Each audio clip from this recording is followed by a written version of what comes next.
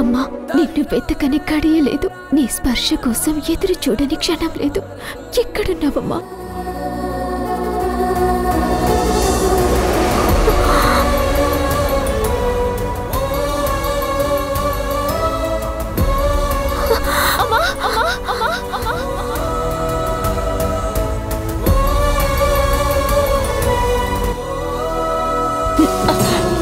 Sorry అమ్మా. కళ్ళు నెత్తికెక్కాయా?